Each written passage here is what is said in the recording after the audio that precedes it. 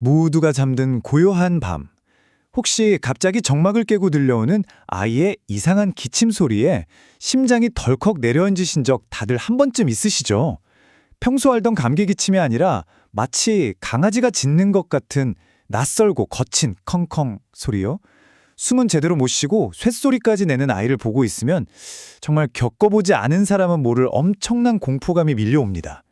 지금 여러분이 느끼는 그 당혹감과 두려움, 지극히 당연하다는 말씀부터 꼭 드리고 싶어요. 그래서 오늘 저희가 준비한 설명이 바로 소아 후두염, 쿠르프 안심 가이드입니다.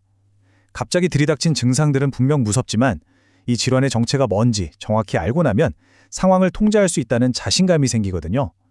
막연한 두려움을 넘어 우리 아이를 지켜낼 수 있는 확실한 대처법을 오늘 싹 다 정리해드리겠습니다. 응급실이나 진료실로 뛰어오시는 부모님들이 열이면 열, 똑같이 하시는 말씀이 있습니다. 처음엔 진짜 그냥 가벼운 감기인 줄 알았어요 라는 거죠. 맞아요. 낮에는 콧물만 찔끔 나거나 미열 정도라 대수롭지 않게 넘겼는데 밤이 되면서 갑자기 상황이 응급실급으로 변해버리니까 진짜 혼란스러울 수밖에 없는 겁니다.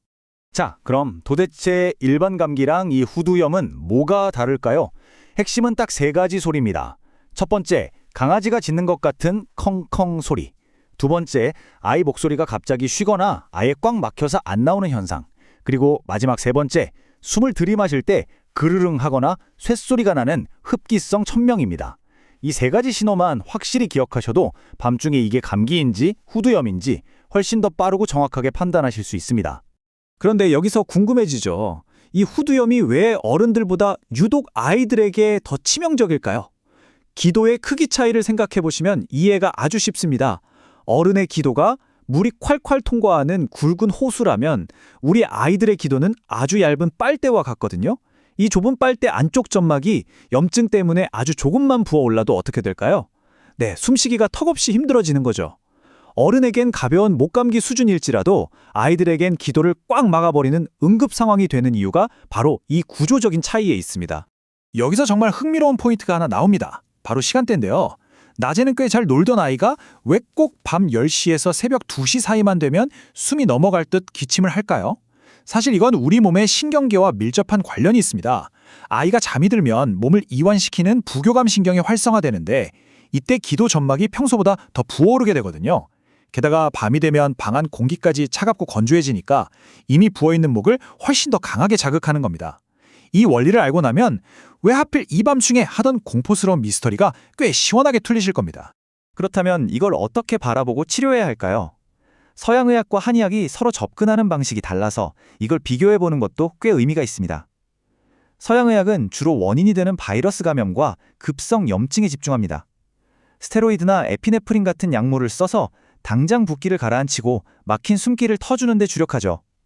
반면 한의학은 아이의 근본적인 체질 자체에 주목합니다. 호흡기가 예민하거나 폐기운이 약하거나 소화기가 떨어져 있는 아이들의 신체적인 취약성 그 자체를 고치는 데 집중하는 겁니다.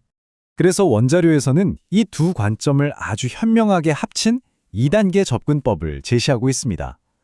1단계는 겉으로 드러난 급한 불부터 빠르게 끄는 겁니다. 호흡이 제일 중요하니까 염증을 가라앉혀서 아이를 편안하게 해주는 거죠. 그리고 위기가 지나가고 나면 2단계, 즉 재발을 막기 위해 아이의 약한 부분을 채워주는 근본적인 체질 개선에 들어갑니다. 급한 불을 끄고 나면 다시 불이 나지 않게 원인을 확실히 잡아줘야 장기적으로 안심할 수 있으니까요. 이 체질 개선을 위한 세 가지 핵심 원리 들어보시면 아하 하실 겁니다. 첫 번째는 폐기 보강, 즉 폐를 튼튼하게 해서 방어력을 높이는 거고요. 두 번째가 진짜 재밌는데 바로 습담 제거입니다. 호흡기 질환인데 특이하게 소화기를 튼튼하게 해서 목에 걸리는 가래의 뿌리를 뽑는다는 원리예요. 신기하죠? 그리고 마지막 세 번째는 진액 보충입니다. 건조하고 헐어있는 점막에 수분과 영양을 듬뿍듬뿍 채워주는 과정이죠. 이렇게 몸의 밸런스를 맞춰주는 겁니다.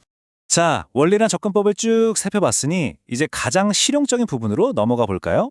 부모님들을 위한 필수 가이드 후두염 홈케어 수칙입니다.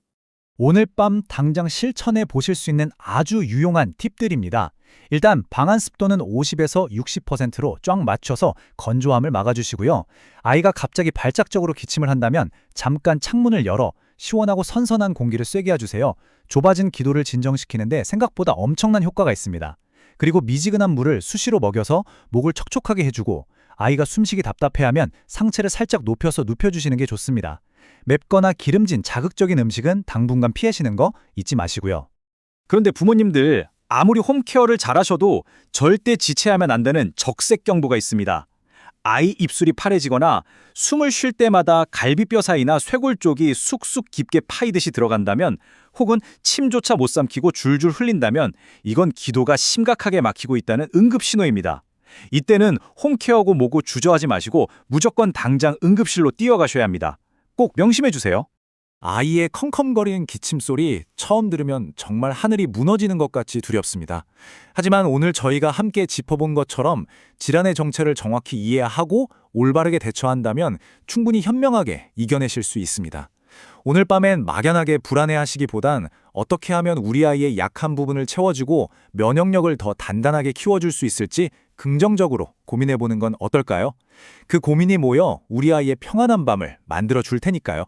건강한 아이의 숨소리를 응원하며 오늘의 설명은 여기서 마치겠습니다.